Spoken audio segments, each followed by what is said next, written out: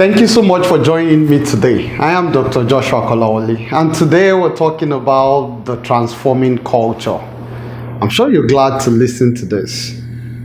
This is from Valdymas Intelligence, and we give global standard transformational leadership training. Let's go.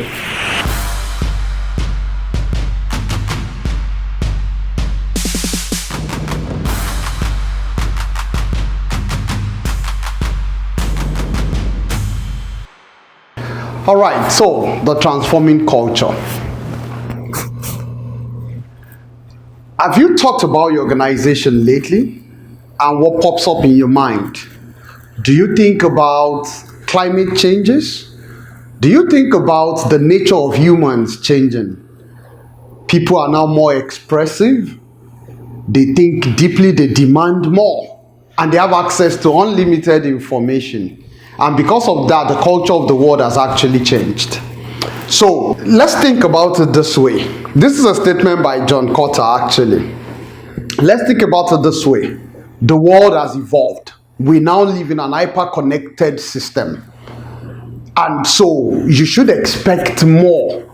More pressure on your culture, more pressure on your systems, more pressure on everything you do. So I want you to rethink your culture from a personal level, an organizational level, and even a societal level. So we'll be going in this discussion based on those three layers: personal, organizational, and societal. Talking about change and transformation, change is to do something in a different way within an existing culture. Transformation is for you to actually change the culture. You can understand the two different things now. In change, you're actually doing something differently, altering a process, but it is within a certain culture. But when we talk about transformation, you're actually walking out of a level of a culture and you're actually moving into another level of the culture. That is, if you're at a certain level here, let's say level A, you transit into level B. This is transformation.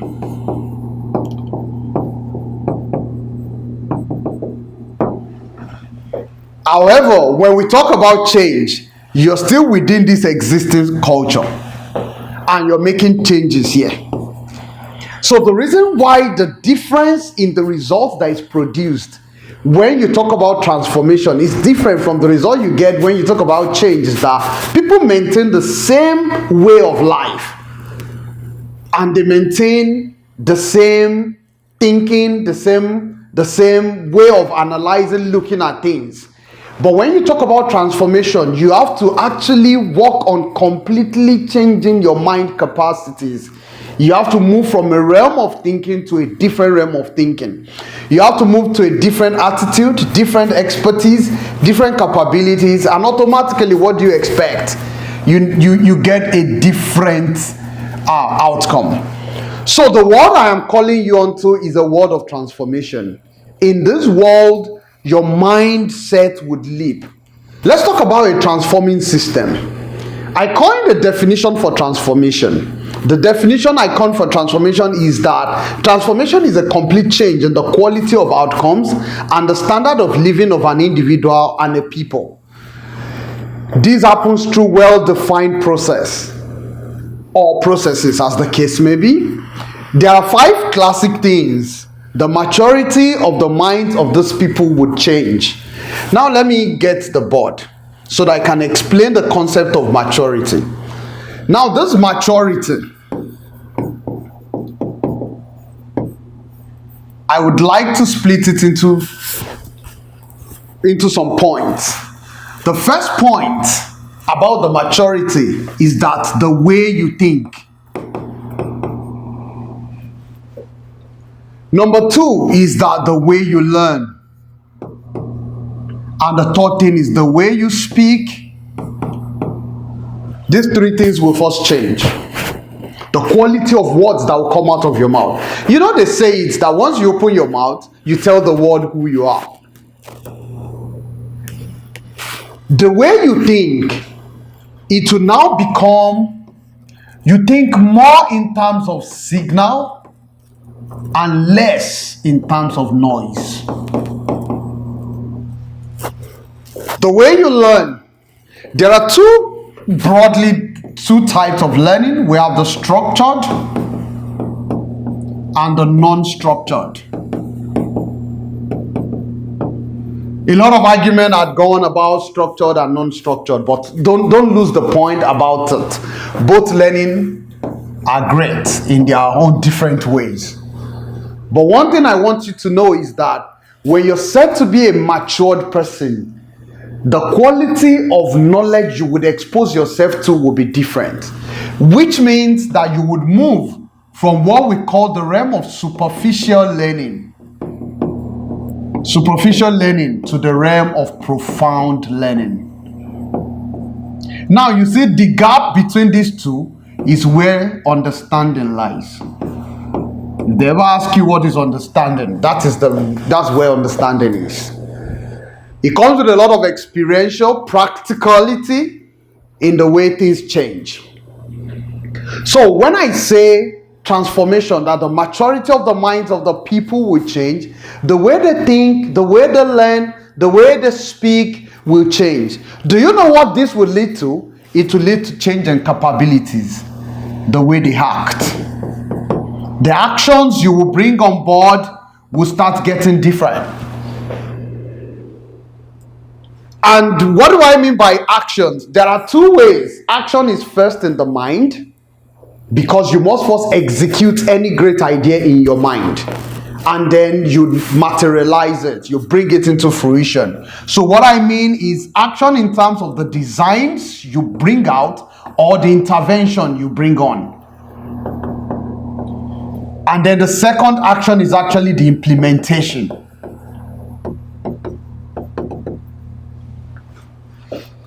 Don't forget that once the quality of the design is excellent, just like before you build a house, you have a blueprint, you have a design.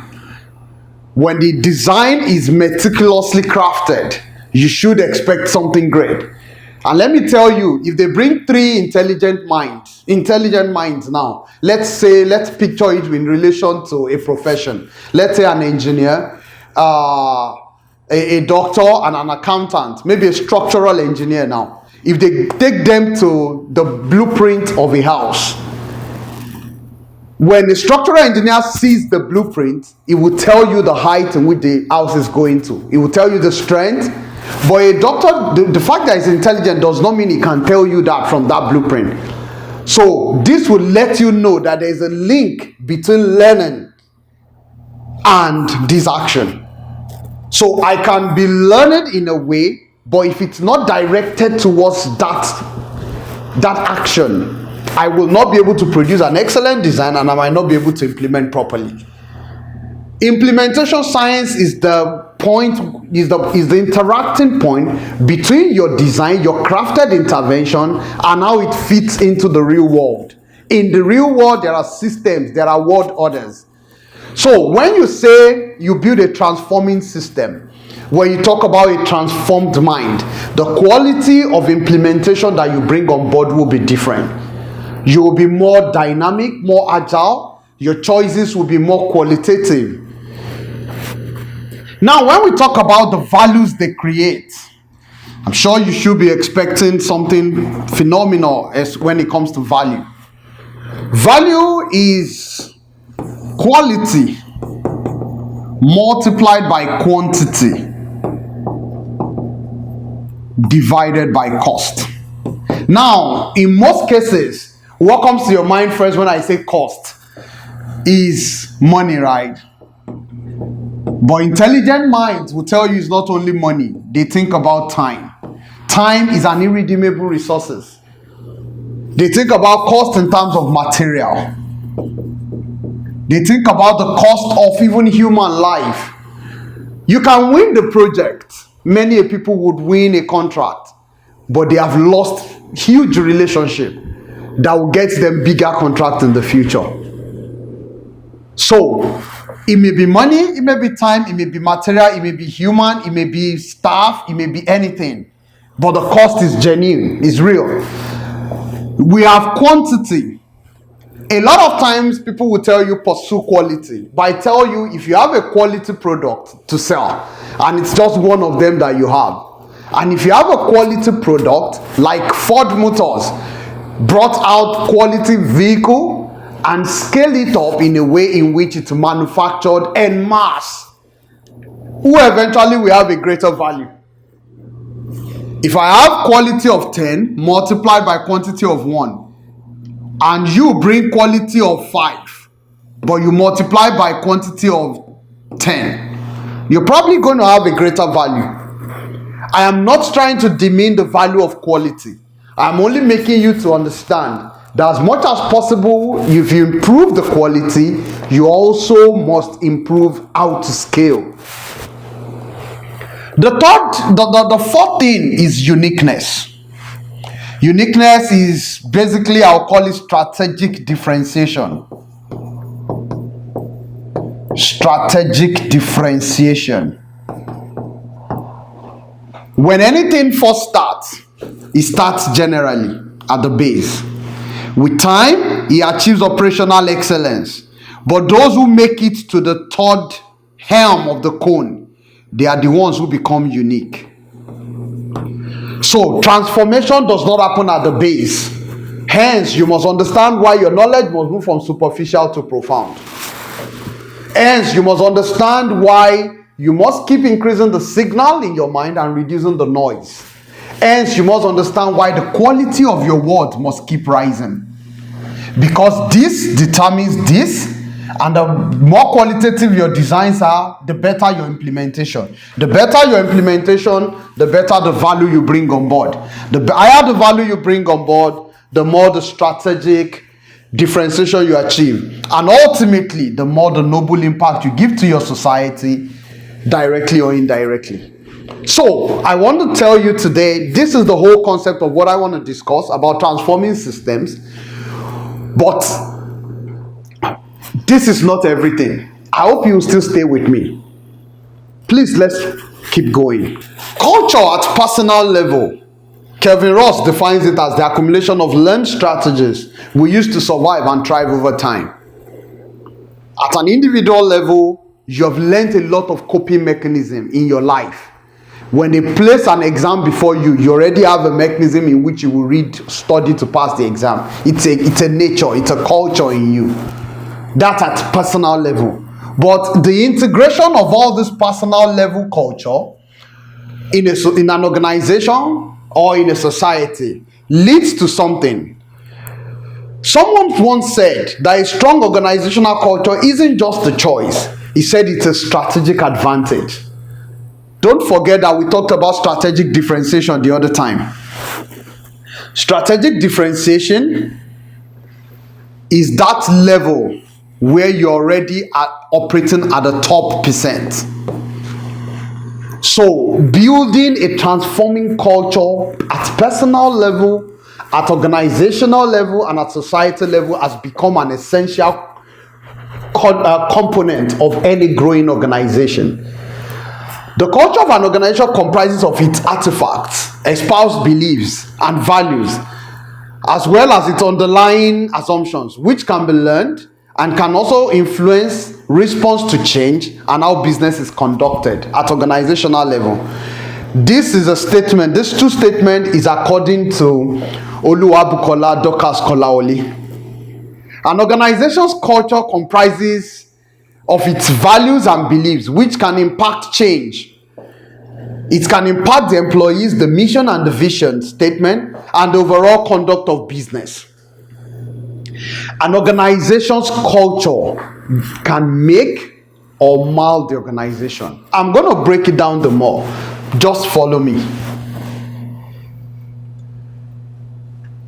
A lot of people think that the strongest force in an organization is the vision of the organization. But Robert Keener made us realize that it isn't the vision, it isn't the strategy, but it's the culture that holds all these components together. The strongest force that holds things together in an organization is the culture.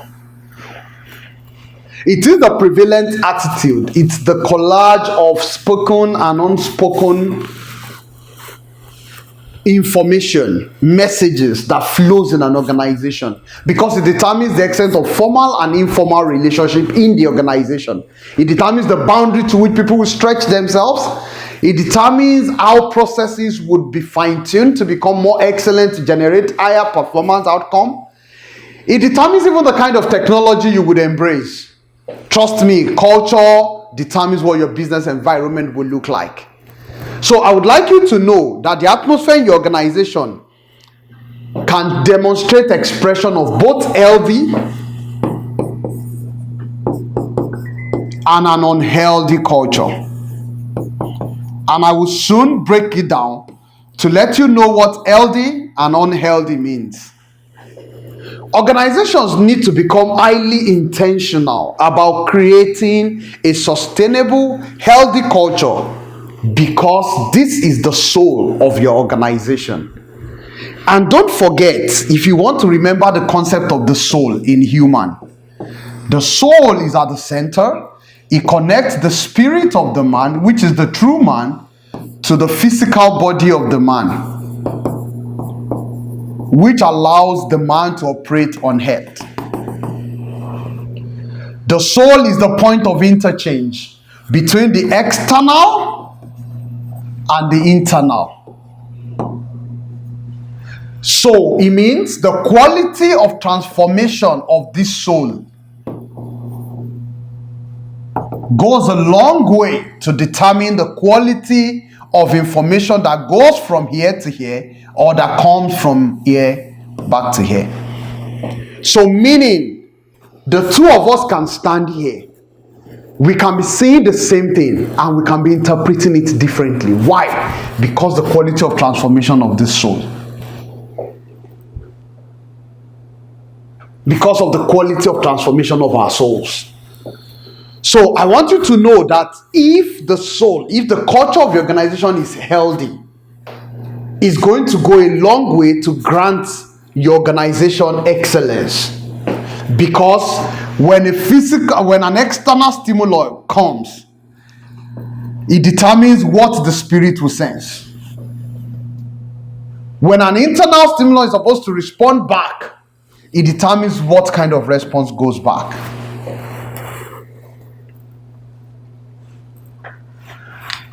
Please stay with me. At personal level, the vision, the strategy of anybody, at organizational level, the vision, the strategy of anybody, at societal level, the vision, the strategy of anybody usually focuses on the products, the platforms, the services, and the outcome. But let me warn us, culture is more about the people. Culture is more about the people. They are the most valuable assets in an organization or a society. Culture at personal level shapes your individual morale. It shapes your ability to join a team, your effectiveness on the team, how well you integrate well, collaborate well with the team. Culture is created from top and sustained at other levels of the organization. You know, it's a popular statement that culture eats up strategy for lunch. It derails focus. And trust me, it's the reason why most organizations will not achieve their optimal performance. Culture is like a plate, as described by a management consultant. That is like the plate where vision and strategy is being served. If your culture is toxic, then it will corrupt the vision. Please, I need you to stay with me. I love you to view culture in this generation with these four different lights.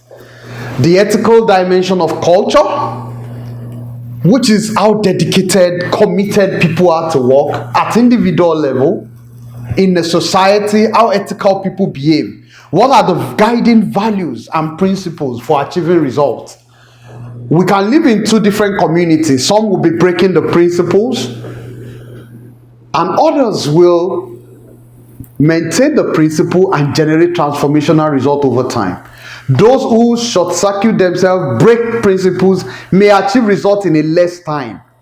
They may manipulate out result, but it's only a matter of time before you know that they have destroyed the transformational capacity that the organization they are working with is supposed to build. So what I want to warn you about is that ethical dimension of culture speaks to walking by right values and noble ways. The social part of culture talks about the human interaction, the formal and informal, the welfare support, social events and services. How is the organization touching the community? Your life as an individual, how are you touching the community? Leadership culture. How disciplined is the leadership process in your organization? What's the administrative structure like? What's the strategy? What are the core values, the statement of purpose driving the organization? But much more importantly, what is the speed of execution? When you have a project, do you do denial by delay? Or you integrate well together in an agile way and generate result? Because momentum is critical to result. Don't forget that technology and the internet environment has actually brought another culture into interplay for us. As you can see, I'm also leveraging on a platform, a technological structure to bring to you this lecture. So, the elegance, the excitement that comes with technology also brings a different culture. So if you see the beauty of a building, and the electrical components in the building and how well it's been arranged, it also generates a new culture. It makes people know this is a different terrain. I've worked in several different cultures before. Now, what are the core elements of culture? Of course, we know the language is important, the symbols, the norms, the values, the artifact. The language talks about the words, the statement, the gestures, both verbal and non-verbal communication, what the pictures are saying. The symbols are the graphics. The norms are actually very crucial to me. What are the standards of practice, the expectation of behavior in a society? And the values talks to the statement of purpose. But this is the most important thing I need you to pay attention to. If the hair is clean and healthy, people thrive and the organization succeed. But trust me, when your culture starts becoming toxic, energy in the organization subsides, creativity lags, conflict multiplies, and production declines. I hope you got the idea. The first thing that happens is when toxicity starts coming in, energy starts subsiding. Those who are passionate before, they start losing steam. And immediately passion starts dropping, creativity drops. And the next thing, either conflict multiplies. What you think might not be conflict may actually be conflict, because instead of people, there are two forms of conflict. There can be the external explosion or the internal implosion. When they implode, they actually keep to themselves and withdraw. And they separate. So they are already 10,000 miles away, but you still get to see them every day. That's internal. External is when they actually become more confrontational. And then ultimately what you notice is production declining. So look at the connection to production declining. Please stay with me and let's keep going. How do you start identifying scenarios where there is unhealthy culture? Number one, when you start seeing lack of communication and accountability in a society. The leader is not accountable to the follower, follower is not accountable to leader, communication isn't smooth, something is wrong with the culture. When it's a fear and super controlled environment. When there is lack of leadership development, and there's poor listening and learning in that environment. Once you start seeing people grouping together in teams and silos in suspicion, with caucus, you hear people selling out themselves, That's figurative of a very, very toxic culture. Now, this is the worst part of them. When you start noticing decisions are being slowed down. So you bring an idea up, an idea that will run smoothly within a period of 3 to 6 weeks, and it gets implemented, and they start telling you to slow down, to relax. We are not in haste. We take our time. Instead of being agile. Someone said, be intentional and bring speed upon execution. You can take a longer time to plan and a longer time to evaluate. But once you have clarity of purpose, clarity of action, then execute at speed. So once you start seeing execution being delayed in an organization, then there is an unhealthy culture in that organization. Are you still with me? Please stay tuned. I give you 4 critical ways by which you can swiftly evaluate a culture. In any person, organization, or any society you find yourself. It might be a classroom, it might be a workplace environment, it might be your maybe organization where you worship, spiritual environment. The first question you should ask is, does this culture have integrity? Once there is a mismatch between what they say and what they do and what they are not supposed to do, then you must understand that there's an integrity challenge here. There's a character defect. Another thing you must ask yourself, does this culture have the capability to deliver value? Trust me, the ultimate drive to transformation is value. You bring value on board to the customer, value to your community, value to your teams, value to the shareholders, value to everyone. A nation that fails to deliver value to its citizenry is a failing nation. The third thing is, does this culture have good intentions? Is it a compassionate culture? And the fourth thing is, does this culture deliver results with a process that inspires trust? So it's a different thing for you to generate results. But are you generating results in a way in which your team can still trust you tomorrow? That if you ask them to show up 7 a.m. tomorrow, they still can trust you, that you have their back, that you can help them, that you can cover for their errors. You're compassionate enough to guide them.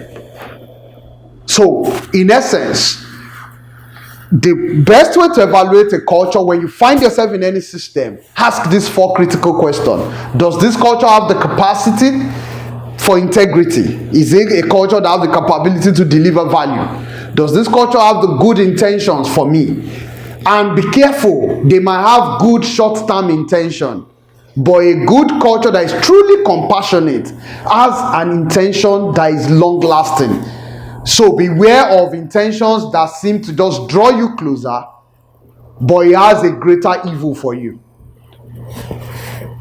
The intention that comes with compassion is a true intention that is stimulating transformation for your life, such that the maturity of your mind would increase, the value you bring on board will increase, your uniqueness, your capability would rise. Please stay with me. We're getting closer to the end of this lecture. Now to transforming culture. Transforming culture is the way of life of a people which drives learning, thinking, designing, collaboration, and actions in a system. And I want you to be meticulous about this. Learning, thinking, designing, collaboration, and actions in a system. Look, any society where you are that does not celebrate learning is a killing society. How you learn and what you learn. How and what you learn are 2 critical things that will liberate you. How and what you think. How and what you design. How and what you collaborate with. The people you have in your circle will determine where you'll be in 5 years. So your learning, your thinking, the way you design interventions to solve problems, the way you see, the way you hear are a function of all this. The way you even interpret your world system is a function of learning, thinking, designing, collaboration, and actions in a system through well-defined processes for them to become someone. So it's almost always about you becoming someone. So it wasn't James Allen that explained that many people want to change their circumstance, but they have forgotten that the most important thing is for them to first change themselves. I will not deceive you. If you want to build a transforming society, a transformational result, the goal is to first change yourself, not to change your circumstances. So a lot of times you just want, let's say you're earning a salary of $2,000 a month. The first thing you'll be clamoring about is, I want to change that $2,000.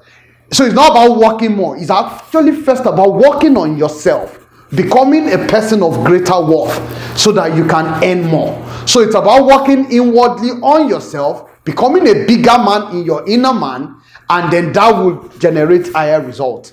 So your first thing that will change is your mind capacity must expand.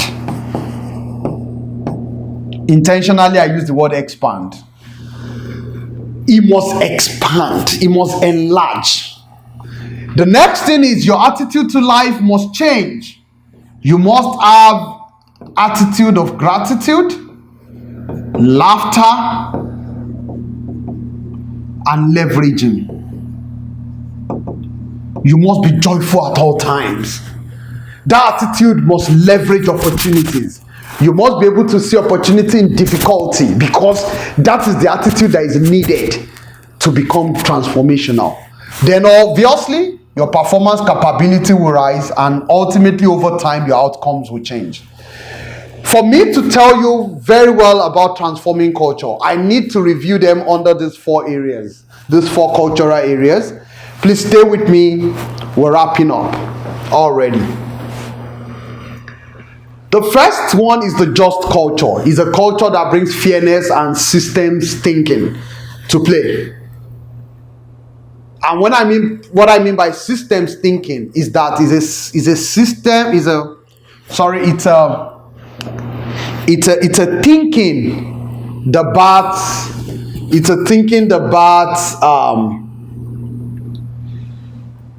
that understands the dynamics of time. Dynamics of time. It's a thinking that differentiates between, okay, let me put it here so that you can get it properly. He understands time, that you are on a journey from a spot A to a spot B. But even beyond this, time will exist. Before this, time will exist. So there's always a history to what you're doing. There is an ongoing concept to what you're doing, and there is a transgenerational concept to what you're doing. I'll use the story of Vasa ship built by a Swedish king. The Swedish king built the ship for war. Unfortunately, the ship did not make it too far away from the shore. It sank. Vasa sank despite the investment. Vasa sank in the 1600s. As at 20th century, Vasa has made the country of Sweden over 35 million euros, according to Wikipedia. Vasa was a failure to Adolphus, the king who built the ship. But Vasa became the source of wealth. Many engineers had traveled to go and visit Vasa to learn how not to build a ship. So what I'm saying is, when you're analyzing a system in life, there's the historical component to you even as a person. There's an ongoing component, which is the finite part of your life that you will know about. But there's also the transgenerational component to everything you're doing. That is why a just culture is a culture that is fair enough to think through the time dynamics of history. It's also a culture that is fair enough to understand that some things are causalities and some things are just associations. You know, it's very common for people to see things and talk superstitiously. Because I'm coming into the house and I stepped on something, they will say, oh, something good is awaiting me in the house. or when you misstep, they say maybe that journey is not good. You associate things that are not causally related to themselves to each other. But a just culture is a culture that understands the strength of associations that leads to causality. It's a transparent system that is open communication, and accountable. There's appropriate resource allocation, and there's excellent collaboration. That is a just culture. A just culture is a culture that celebrates, that is blame-free, but does not tolerate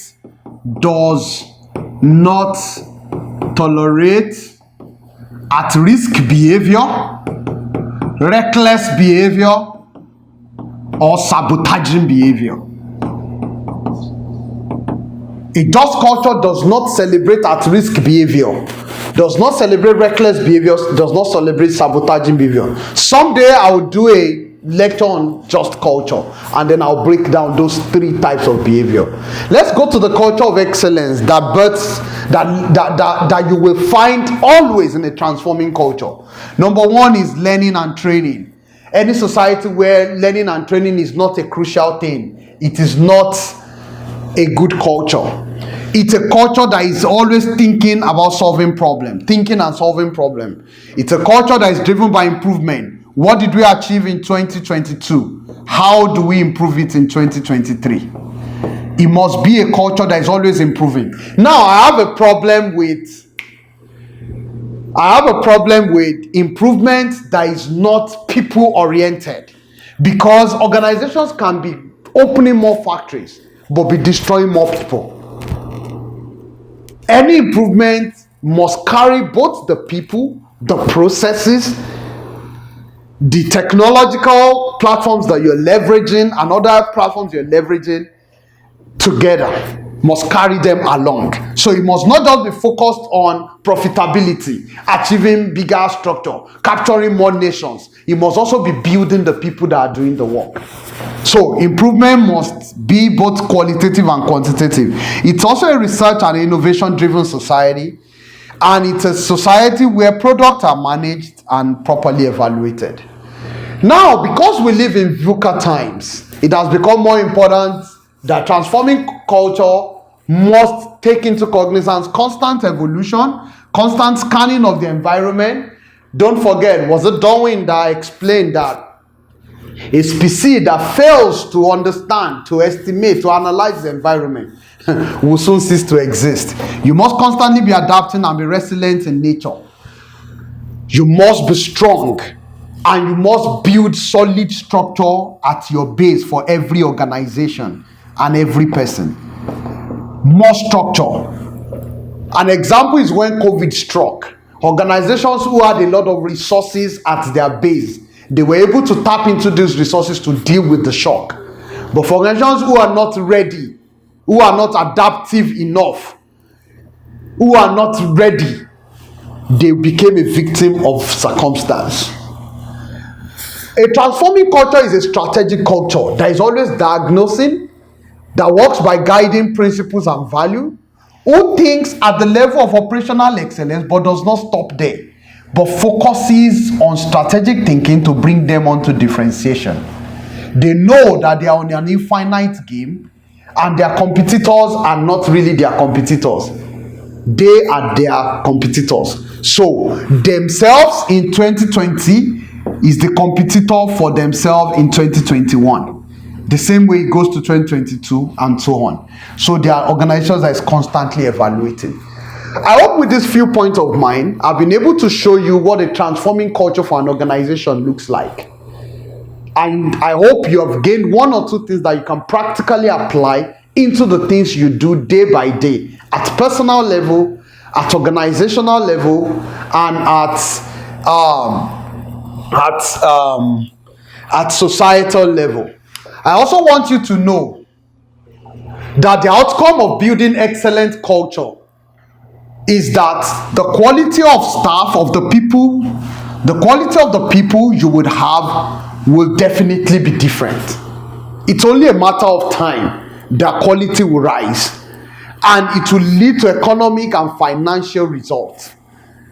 So building excellent culture brings great value to the organization or to even you as a person. The quality of your friends will change. So if you want the quality of your people you roll with, your friends, to change the culture in which you're existing. Not try to make changes within that culture. Change the culture.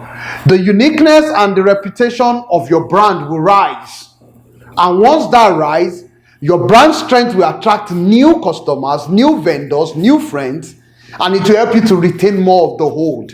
So you need to work on the culture you build because it affects your brand strength. The measure of pride in being part of a working system and building up people is critical. Organizations that build people, that make people great, retain more people. And people have the pride of working with them. And ultimately, the positive impact that you build on your community, on your nation, and on your world. That is the goal of an excellent culture. I would admonish you today, work on the transformation of the culture in which you are existing. Thank you so much for listening. I am Dr. Joshua Kolawole. I'm a global transformational leadership trainer. And I hope you listen to more of my videos and you will keep connecting and you will share these videos with your friends and your team and your organization and even your society. Thank you so much, and you can reach me through this content.